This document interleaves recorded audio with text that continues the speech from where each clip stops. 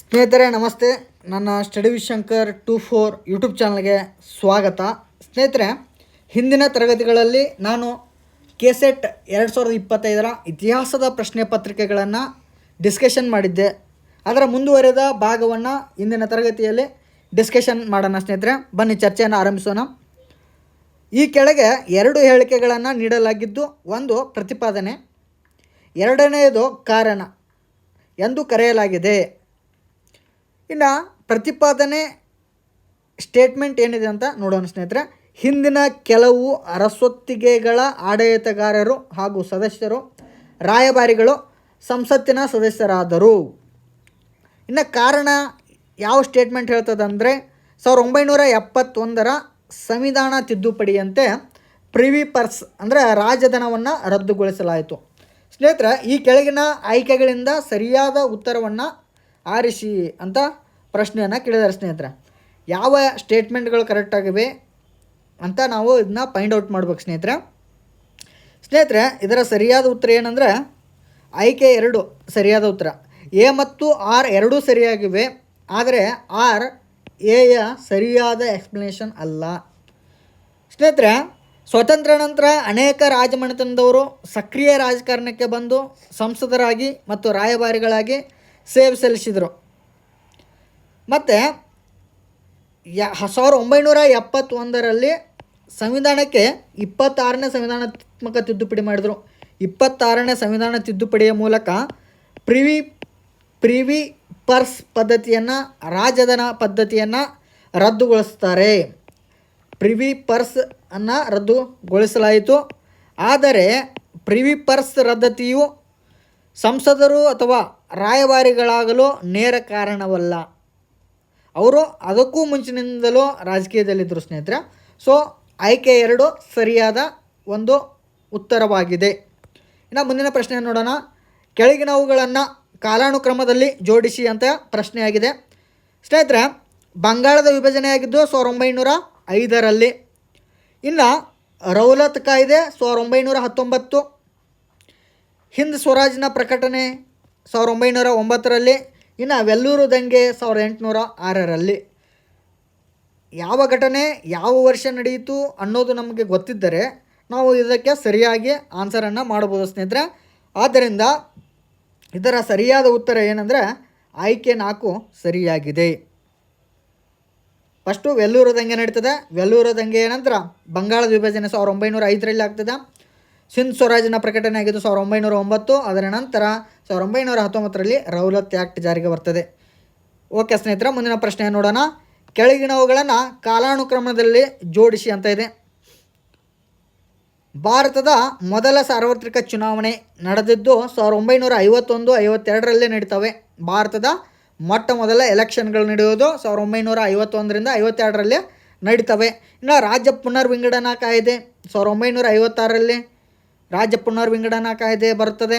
ಇನ್ನು ಸ್ವತಂತ್ರ ಭಾರತದಲ್ಲಿ ಯೋಜನಾ ಆಯೋಗದ ಸ್ಥಾಪನೆ ಆಗಿದ್ದು 1950 ಯೋಜನಾ ಆಯೋಗ ಸ್ಥಾಪನೆ ಆಗ್ತದೆ. ಇನ್ನು ಮದ್ರಾಸ್ ರಾಜ್ಯವನ್ನು ತಮಿಳುನಾಡು ಎಂದು ಪುನರ್ನಾಮಕರಣ ಮಾಡಿದ್ದು 1969. ಹಾಗಾದರೆ ಇದಕ್ಕೆ ಸರಿಯಾದ ಉತ್ತರ ಆಯ್ಕೆ 3. ಇದಕ್ಕೆ ಸರಿಯಾದ ಉತ್ತರ. ಇನ್ನು ಕೆಳಗಿನವುಗಳನ್ನು ಹೊಂದಿಸಿ ಬರೆಯಿರಿ ಅಂತ ಇದೆ. ಪಟ್ಟಿ 1 ಪಟ್ಟಿ 2 ಅಂತ ಮಾಡಿದವ್ರೆ. ಪಟ್ಟಿ 1ರಲ್ಲಿ ಪ್ರಾಂತ್ಯಗಳನ್ನು ಕೊಟ್ಟವ್ರೆ, ರಾಜ್ಯಗಳನ್ನು ಕೊಟ್ಟವ್ರೆ.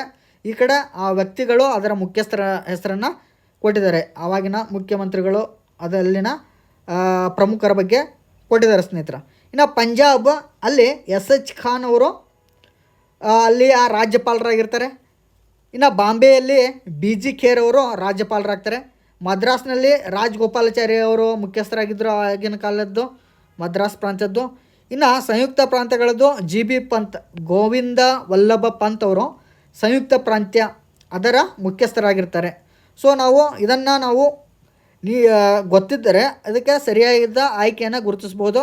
ಇದಕ್ಕೆ ಸರಿಯಾದ ಉತ್ತರ ಯಾವುದಂದ್ರೆ ಆಯ್ಕೆ 1 ಸರಿಯಾಗಿದೆ.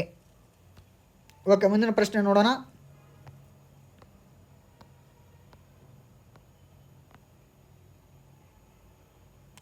ಮುಂದಿನ ಪ್ರಶ್ನೆ ಸ್ನೇಹಿತರೆ, ಕೆಳಗಿನವುಗಳನ್ನು ಹೊಂದಿಸಿ ಬರೆಯಿರಿ ಅಂತ ಒಂದು ಪ್ರಶ್ನೆ ಇದೆ ಸ್ನೇಹಿತರೆ. ಹೊಂದಿಸಿ ಬರೆಯೋ ರೂಪದಲ್ಲಿದೆ. ನಾವು ಇದಕ್ಕೆ ಸರಿಯಾದ ಆಯ್ಕೆಗಳನ್ನು ಗುರುತಿಸಬೇಕು. ಪಟ್ಟಿ 1 ಪಟ್ಟಿ 2 ಅಂತ ಡಿವಿಷನ್ ಮಾಡಿದ್ದಾರೆ. ಚಿಪ್ಕೋ ಚಳುವಳಿ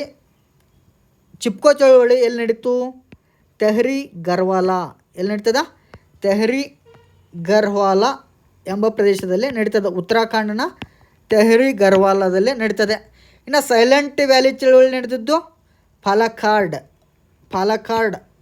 ಅಥವಾ ಕೇರಳದಲ್ಲಿ ನಡೀತದೆ. ಪಾಲಕ್ಕಾಡ್ ಅಥವಾ ಕೇರಳ ರಾಜ್ಯದಲ್ಲಿ ನಡೀತದೆ. ಇನ್ನು ಜಂಗಲ್ ಬಚಾವೋ ಸಿಂಗ್ಭೂಮ್ನಲ್ಲಿ ನಡೀತದೆ. ಜಂಗಲ್ ಬಚಾವೋ ಇದು ನಡೆದಿದ್ದು ಸಿಂಗ್ಭೂಮ್. ಇನ್ನು ಅಪ್ಪಿಕೋ ಚಳುವಳಿ ನಡೆದಿದ್ದು ಶಿವಮೊಗ್ಗ ಜಿಲ್ಲೆಯಲ್ಲಿ ಅಪ್ಪಿಕೋ ಚಳುವಳಿ ನಡೀತದೆ ಸ್ನೇಹಿತರೆ.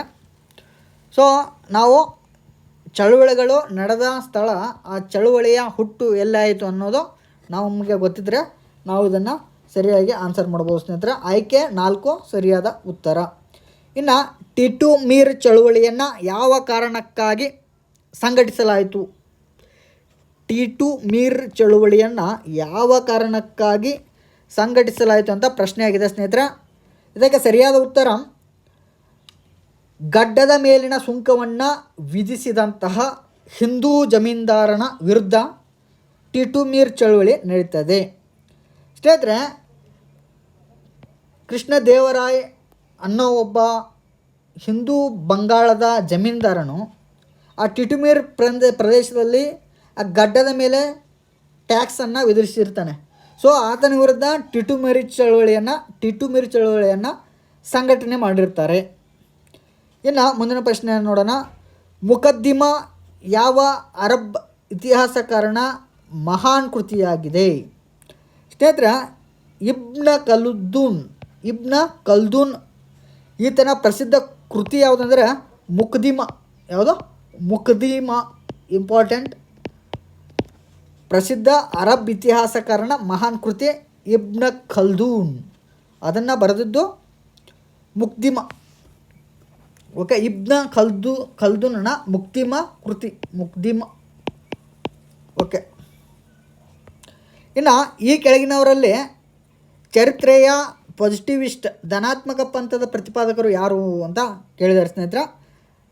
ಸರಿಯಾದ ಉತ್ತರ ಆಗಸ್ಟ್ ಕಾಮ್ಟೆ. ಪಾಸಿಟಿವಿಸ್ಟ್ ಪಂಥದ ಪ್ರತಿಪಾದಕರು. ಇನ್ನು ಚರಿತ್ರೆ ಮಹಾನ್ ಪುರುಷರ ಜೀವನ ಚರಿತ್ರೆ ಎಂಬ ಹೇಳಿಕೆ ಕೊಟ್ಟವರು ಯಾರಂದರೆ ಥಾಮಸ್ ಕಾರ್ಲೈಲ್. ಯಾರೋ ಚರಿತ್ರೆ ಅನ್ನೋದು ಮಹಾನ್ ಪುರುಷರ ಜೀವನ ಚರಿತ್ರೆ ಅಂತ ಯಾರು ಸ್ಟೇಟ್ಮೆಂಟ್ ಕೊಡ್ತಾರೆ? Thomas Carlyle. ಓಕೆ ಸ್ನೇಹಿತರೆ, ಇಷ್ಟು ಪ್ರಶ್ನೆಗಳನ್ನು ನಾವು ಈ ಒಂದು ತರಗತಿಯಲ್ಲಿ ಡಿಸ್ಕಷನ್ ಮಾಡಿದ್ವಿ. ಮುಂದಿನ ತರಗತಿಯಲ್ಲಿ ಇನ್ನೂ ಹಲವು ಪ್ರಶ್ನೆಗಳನ್ನು, ಈ ಕೆಸೆಟ್ ಇತಿಹಾಸದ ಪ್ರಶ್ನೆಗಳನ್ನು ನಾನು ಡಿಸ್ಕಷನನ್ನು ಮಾಡ್ತೀನಿ ಅಂತ ಹೇಳ್ತಾ ನನ್ನ ತರಗತಿಯನ್ನು ಮುಗಿಸ್ತಾ ಇದ್ದೀನಿ ಸ್ನೇಹಿತರೆ. ಧನ್ಯವಾದಗಳು.